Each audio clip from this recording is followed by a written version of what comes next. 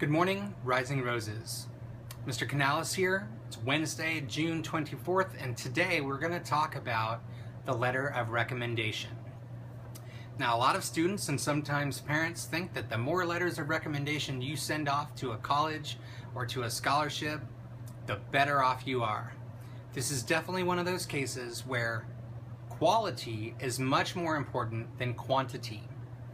Now, when it comes to the letter of recommendation, if I'm telling you you don't need to send 10 of them, what's a good number to send? I am a firm believer that you really should not send any more than 3 letters of recommendation. Whatever the case might be, please make sure that you are following the directions of the application or the scholarship. Now, if you do have up to 3, my suggestions for those 3 are: number 1, your counselor. And at YWCPA, that's me.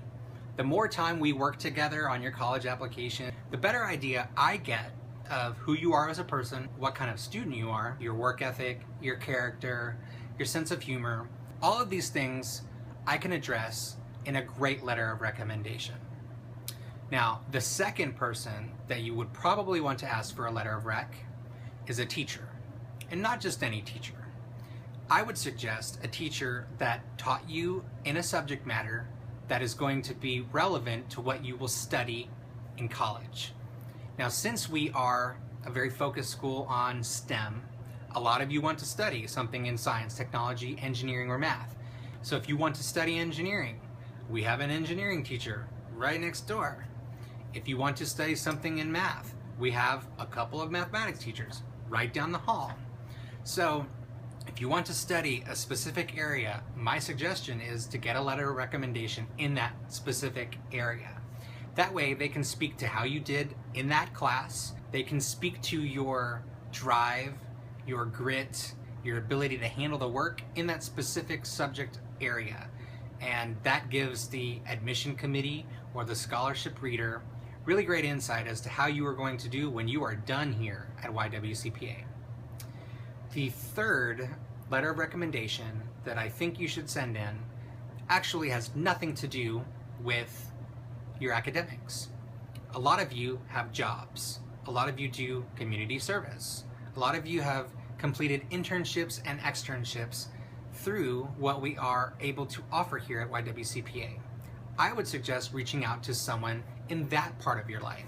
That way, between the counselor recommendation, the teacher recommendation, and this non-academic recommendation, you have painted a very good picture of who you are as a whole person. In closing, there is definitely some recommendation etiquette that I want you to follow. First things first, it is not fair to give the person you are requesting the recommendation from less than 1 month to complete a recommendation. I like to write really good recommendations, and they take time.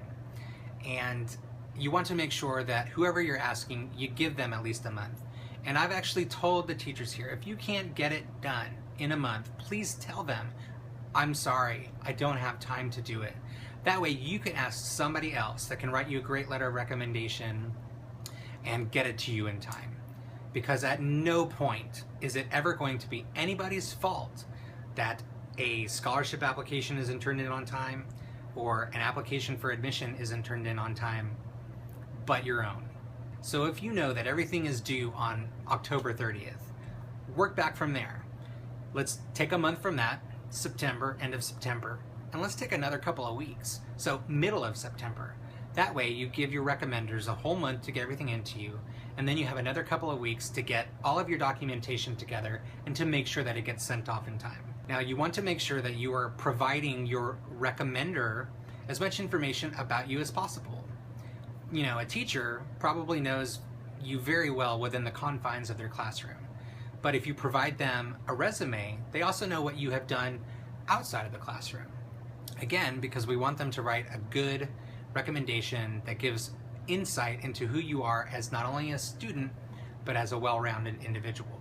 Lastly, at no point should a letter of recommendation be given directly to you. And if it is, it needs to be in a sealed envelope and you need to leave it sealed.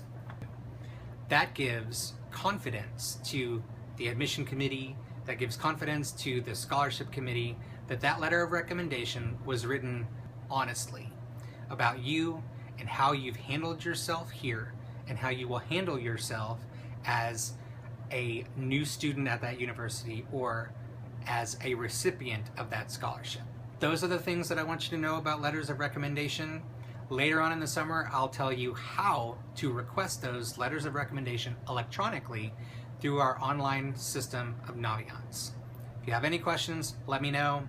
Mr. Canales here at YWCPA. Have a great remaining part of your week and an amazing weekend, and we'll touch base again soon. Thank you.